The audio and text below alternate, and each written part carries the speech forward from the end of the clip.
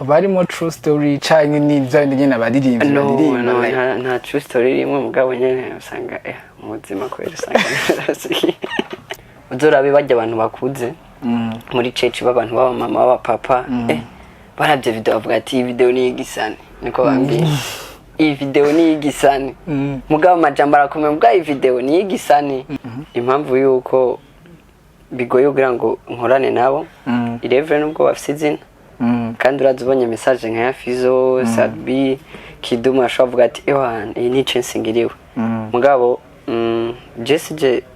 Jesse ndirimbira umuntu canke umukobwa canke ibidukikije nka bitandukanye kandi ingabire sije nayihaye so jewe ndumurimvi wa gospel mvuga ubutumwa bwiza jendu wawe na uruwanje muje zuri kulu je nawe nigushika forever yeah, forever nigushika forever nigushika forever oh, na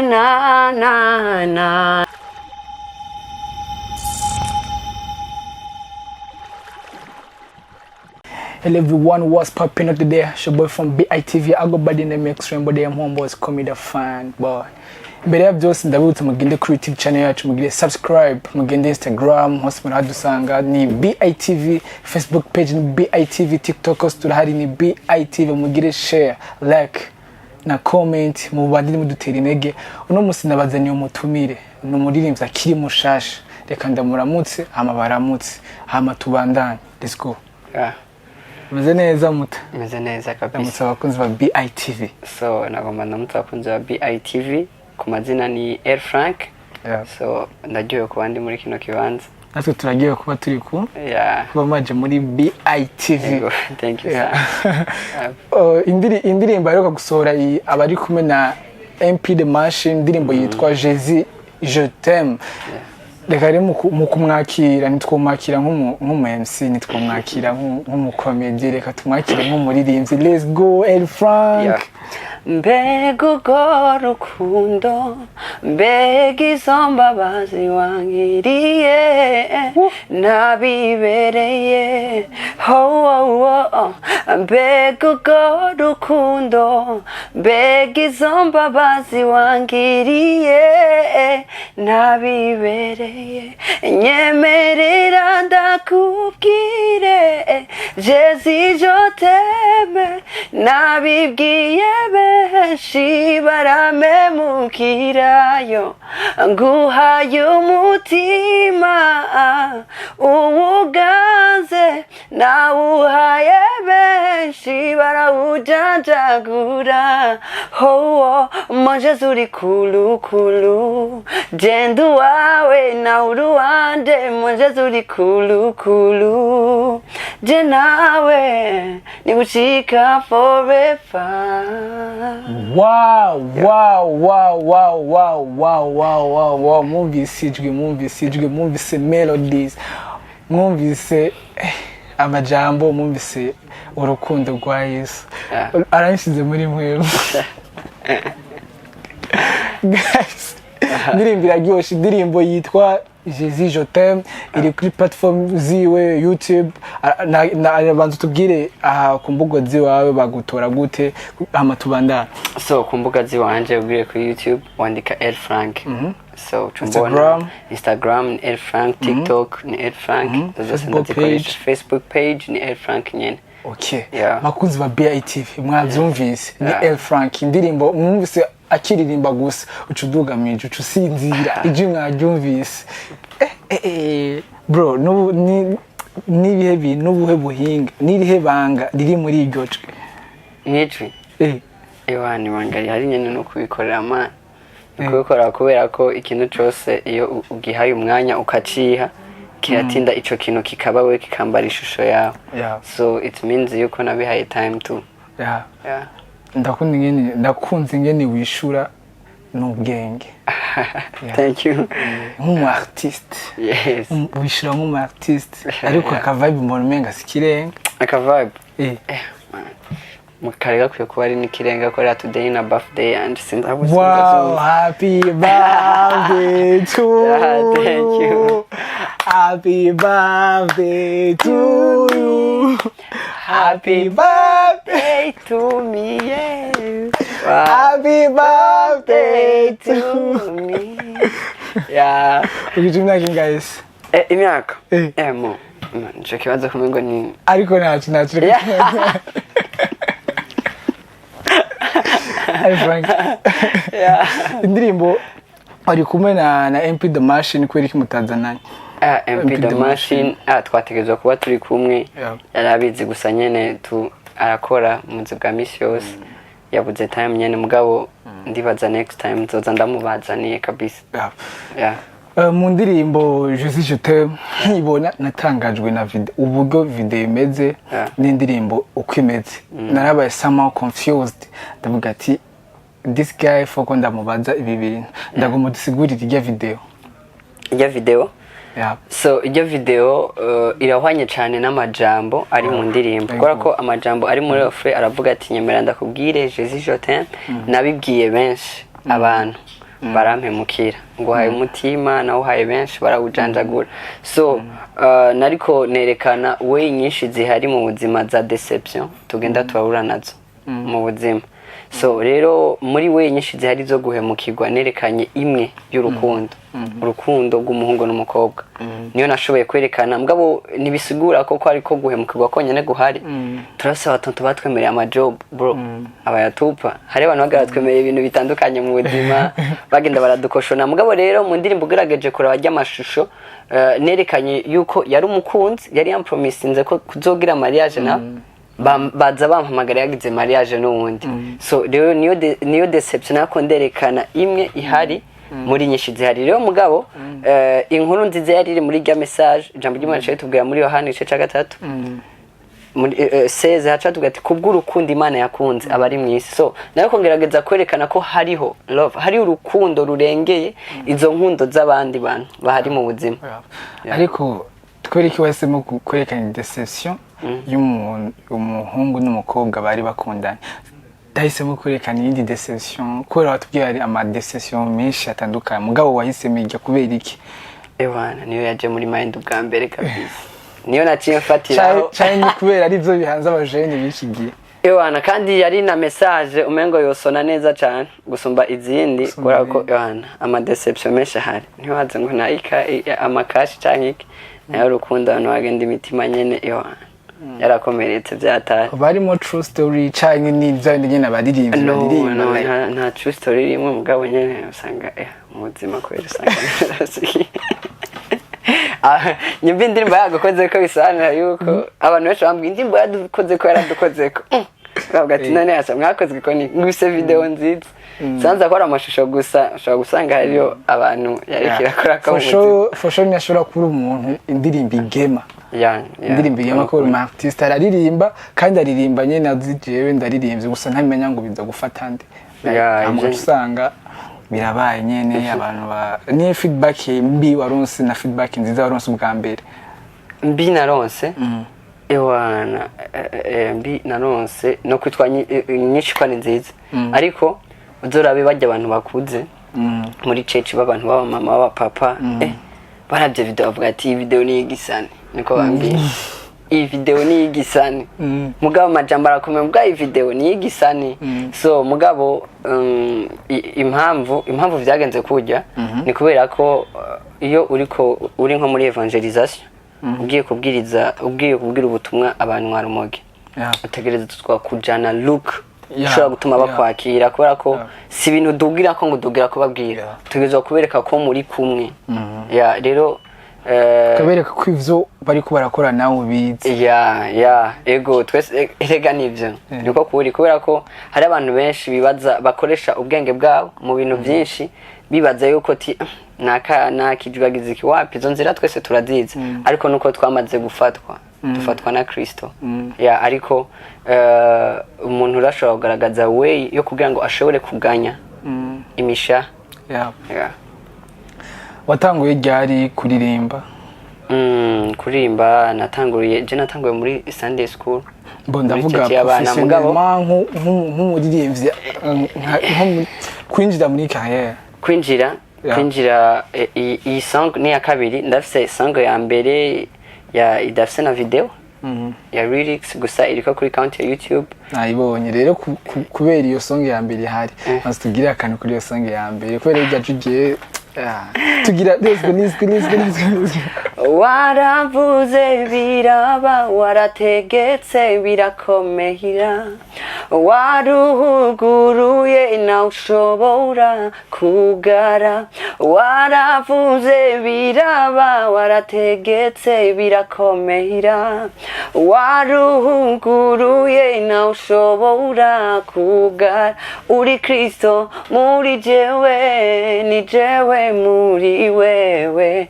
ndumwana mu rugo rwawe ndumuraganwa nawe wamujije amarira yose je nari mfise maze unyuzuza ibyishimo je ndahiriwe muri wewe je mfise amahoro muri wewe jewe nduzuye waminduye ukomeye kubw'ubuntu bwawe.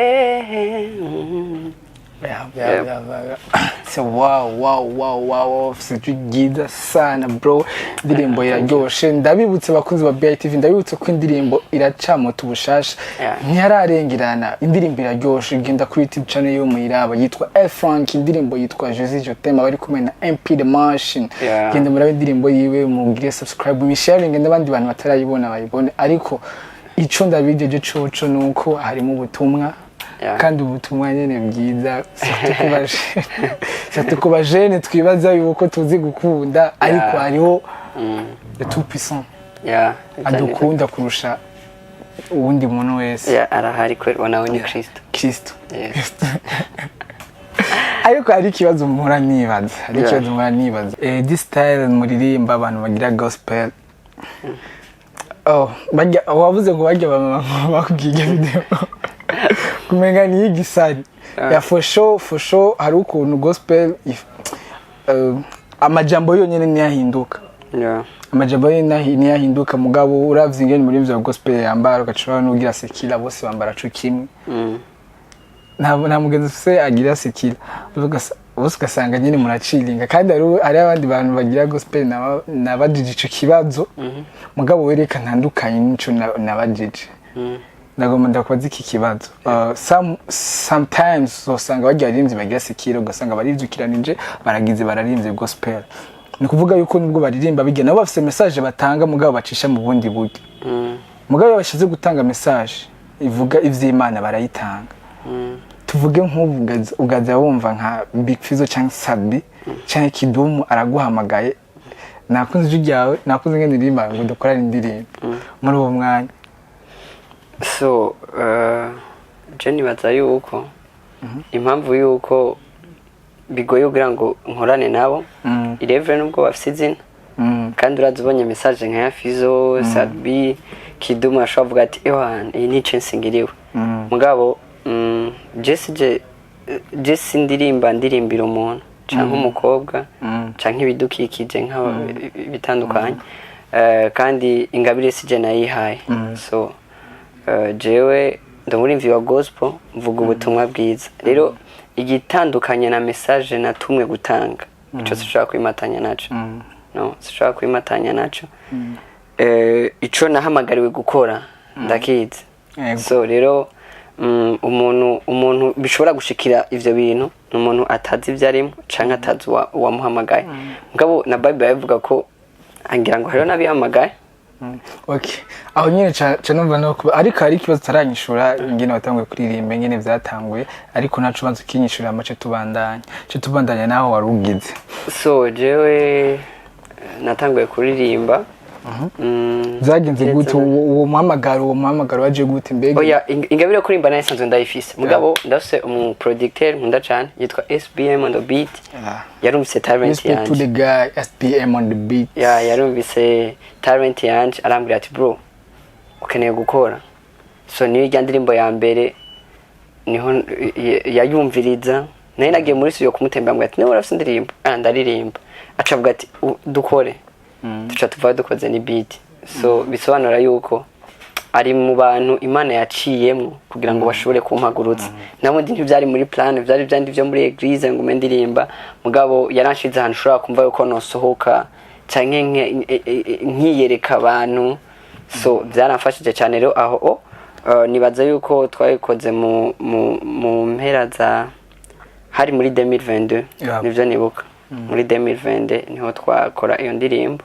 so rero niho nitwa yuko natanguye kuja habona kugaragara naho bundi naririmba muri church El Frank ubundi El Frank irivuze iki umuntu yumva iki yumvise El Frank so El Frank ku mazina y'abavyeyi nitwa Nizigimana Frank hama ako ka impamvu kariko El gasobanura Imana mu kigiriki so nka kujya kwa El Shaddai urabona ko ni kaka El nyene kaguma kagaruka so niyo mpamvu tubandanye hano twari tugeze uri kuba tubwira ko ufise uwaguhamagaye ufise Imana yaguhamagaye ariko hari ikintu cyanibaza mbega bagi abantu baririmbira abakobwa mbega baza ko bataba bazi Imana canke mbega nica mbega wowe ubihishishuye kuko hariho kuririmba umuntu wese ariko aririmba bafise message abari karatanga ariko hariho bamwe batanga message zitandukanye hariho mwebwe mugira gospel nabandi bagira sekira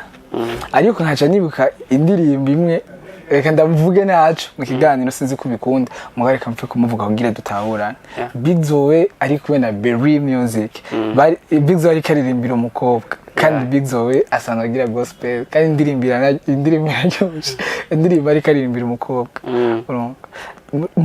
muri kuri kurumviriza iyo ndirimbo urumva ko ni ibintu nyene ushobora kubwira umuntu vy'urupfasoni biri mu rupfasoni mbega nayo ntivyoshika ukaririmbira umukunzi wa mugabo mu rupfasoni tarinze urashiramo amajambo y'ibitera soni so je nibaza yuko iyo ndirimbo Berry Music ndabizi ko bafitanye indirimbo na FIZZO mugabo nizibi bafitanye n'izibiri sinzi niyo numvirije nashoboye kuyifatira umwanya bafitanye indirimbo zibiri yashobora kuyifatira umwanya mugabo sinzi ko yakaririmbira umukobwa sinzi ko yagize iki hariho imwe ari karirimba uburyo abajene babayeho bafina n'indi rero ari karirimbira umukobwa aba ari kumwe na Berry Music nyene nivyo ndiko ndakubwira rero ufatiye ko baririmbyi ba profane ukuvuga ati mbega bobo Imana ntibazi ntibahamagawe donc ukuna hawe ingabire niko nabo bastari ba profane bazihawe ngo rero kuronka tana ikica kihaba ne umuntu aca yidesida iya yijana mugabo twese hamwe ingabire ikomoka ku Mana so rero twese Imana yaraduhamagara ariko hari abatoranijwe akona kandi kantu mugabo ikintu nkunda hariho akantu kitwa akantu kumwanya sinzi kuri abibona hariho abantu batangura rimba gospel profane mu nyuma bakaza muri gospel uca wibaza mbega yari yarihenze ntiyari yarimenye rero dufise umuntu dufise ndavyite gute dufise mwemu yera ariko naguciriyemo hari abandi bagira gospel bakongera bakagira na profane bakagira na profane ahubwo je ndazi ni wavuye muri gospel aja no muri profane bariyo kandi benshi so rero ico ikintu je no kivuga ko numva ko no ndiko ndagitanga ko muco bisobanura yuko mu guhamagagwa k'umuntu nyimba hari umuntu ari muri gospel nyimba hari umuntu ari muri profane nkanje ndi muri gospel benshi kuri ikigana wakoze kuri open mic barabajije ko ukuntu mushatsi mengo nafite n'utwo dread so bacha bavuga ko umva umengo birasa na profane canke iki mugabo ikintu nosobanura nuko Kristo yampamagaye canke Imana yampamagaye niyo genda aba bisobanura ko irijwi nkoresha no ririmbira umukobwa kandi vyotoka kuko benshi baranabimpropose cya muri profane giriki mugabo bisobanura yuko uwo oyi ashobora kuba yaracanze akarembeza itandukanye ni kimwe ndiko ndakubwira abantu dutahura ugutandukanye so nanje sinovyitamwo sinoditamo shobora gusanga agenda haguye ariko rero akantu ko gutahura kwimenya kumenya uriwe kumenya ucurico kumenya igikorwa use mu bwami abantu benshi rega ikintu badatahura okuture kuri indirimbo dusa abantu benshi nami ndabibona kuri indirimbo ndiko nandikona abantu bari muri Canada ntazi state ntazi so bisobanura yuko nkakora ikintu kimwe gihushije shobora kubasambuye imitima y'abantu ntazi so rero jewe ico ndiko ndakora ndiko nkora vizia cyane abaza kuri Kristo ndiko nkora vizia cyane kugira ngo ino ngabire nihagira kubazwa nzobazwe ico nayikoresheje rero sishobora kuraba abandi hari abava muri gospel baja muri profane muri gospel bwa muri kano kanya ni Air Frank je nakubwiye ko uko yishurana ubwenge umva unyishuye neza thank you uko unyishuye wishurana ubwenge nk'umu artist Air Frank ni indirimbo ya kabiri kandi indirimbo navuga ko yakiriwe neza nanje nayakiriye neza kandi yaramfashije nkiyumva hama nkaca mvuga nti mbega Air Frank twitege iki mu minsi iri imbere inyuma yiyi so inyuma yiyi ibyo kwitega birahari ino ndirimbo no kwitwa yuko yanciriye inzira so yaranciriye inzira ku buryo mbona yuko intambamyi nogira zo kubandanya zoba ziriko zirahava kuko hari abantu babonye ingabire kandi bumva muri bo bashaka gushigikira so usanga rero kenshi mu Burundi bikunda kutuvuna usanga rero bya sponsor canke iki nta management nimwe ndimwo ndiko ndakora ku ruhande rwanje mugabo ico shimiye Imana nuko hariho abantu benshi bariko banyandikira biyemeza kandi baje kubwisanga biyemeza kumfata mu mugongo so bisobanura ko umwanya n'umwanya ndabaye ikindi gikorwa vra ndabaye ikindi gikorwa kandi atari kera kabisa asante sana turashobora gusezera abakunzi ba BITV so abakunzi ba BITV twomba tubasezere ariko tubamenyesha yuko bashobora kuja kuraba Jésus je t'aime kuri YouTube Jésus je t'aime by Air Frank feat MP to machine ariko kudusezeye none kudusezeye na kudusezeye nko kwaturabuki kudusezera kuko mbo kutwiyawe bro come on ariko ubu ufise n'izindi ndirimbo cyangwa uvuga ati nk'umuririmbyi tugira akantu umwanya dufise Jésus je t'aime niyo dufise tugende Jésus je t'aime ntacyo nari nuzuye ibyishimo nibaza ko naguyeko ariko nsanga ivyo je narindimwo kwa rurupfu nono nibwiye yuko nzurukundo ariko Yesu mu buzima wambereye insiguro yago mbega urwo rukundo mbega izo mbabazi wangiriye ntabibereye